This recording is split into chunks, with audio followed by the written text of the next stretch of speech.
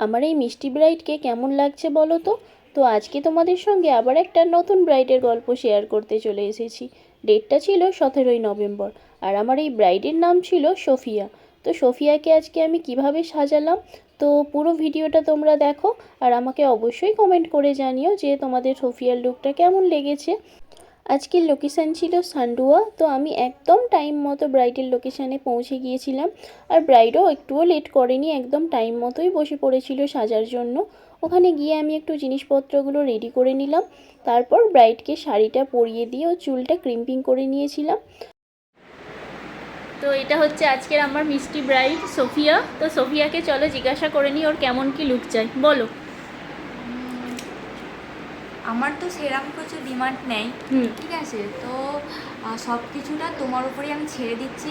হ্যাঁ, শুধু আমার চোখটা, মানে চোখটার আই মেকআপটাও তোমার উপর ছেড়ে দিচ্ছি। শুধু আমার আইলাইনারটা মানে মিডিয়ামের মধ্যে রাখবে, ঠিক আছে। আর হচ্ছে নিচে কাজলটা আমার বেশি দেবে না, ঠিক আছে। তারপরে তোমার যেটা ইচ্ছা, তোমার যেটা ভালো লাগবে, আমার মুখটার সাথে যেটা মানাবে সেরকমই করে দিলে ব্যাস অনেক হ্যাপি হয়ে যাবে।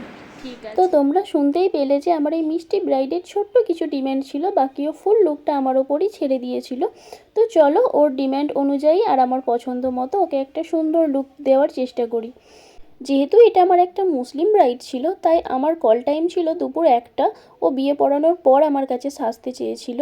তো আমি ঠিক টাইম মতো পৌঁছে গিয়েছিলাম। ও গিয়ে আমাকে বলল যে আমার এখনও বিয়ে পড়ানো হয়নি, তাই তুমি আমাকে শাড়িটা পরিয়ে দাও আর আমার হেয়ারস্টাইলটা করে দাও। তো আমি সেই মতো ওকে ওর শাড়িটাও পরিয়ে দিই আর ওর হেয়ারস্টাইলটাও কমপ্লিট করে দিই। তারপর বিয়ে পড়ানো হয়ে যাবার পর আমি বসে পড়ি ওর মেকআপ করতে। তো দেখতে পাচ্ছ কতটা শান্ত হয়ে বসেছিল। ব্রাইড আমাকে তার বিয়ের 1 মাস আগে বুকিং করলেও আমি কিন্তু ব্রাইডকে ফার্স্ট দেখি ওর বিয়ের দিন ওর লোকেশানে গিয়ে। তার আগে পর্যন্ত আমার ব্রাইডের সঙ্গে কোনো রকম কোনো কথা হয়নি, আর দেখাও হয়নি। ও জাস্ট আমাকে ডেটটা বলে বুক করে নিয়েছিল। তো ফার্স্ট টাইম আমি ওকে যখন দেখি আমার ওকে ভীষণ ভালো লাগে, আর ওকে সাজাতেও মানে ভীষণই ভালো লাগছিল। এত মিষ্টি, এত শান্ত। তো দেখো ওর ফুল লুকটা প্রায় কমপ্লিট হয়ে গেছে। তো ওকে এই সময় উইদাউট জুয়েলারি দেখতে কেমন লাগছে তোমরা অবশ্যই জানিও। এই সময় ব্রাইড দেখারে ভীষণ ভালো লাগে দেখতে।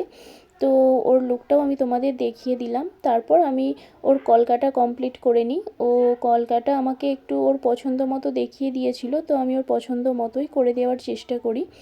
তো তোমাদের কেমন লাগলো অবশ্যই জানিও। তো তারপর আমি ওকে আস্তে আস্তে ওর জুয়েলারিগুলো পরিয়ে দিই, ওর হেয়ারস্টাইলটাও কমপ্লিট করে নিই।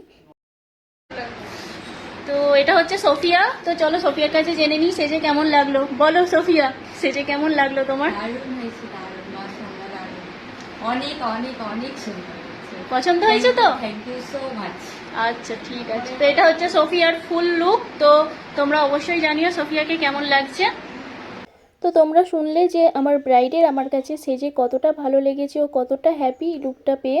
তো তোমরাও জানিও তোমাদের এই লুকটা কেমন লাগলো। আর ব্রাইডালস বুকিংয়ের জন্য আমার সঙ্গে অবশ্যই কন্ট্যাক্ট করো, আর ভিডিওটা ভালো লাগলে অবশ্যই লাইক কমেন্ট শেয়ার করে দিও।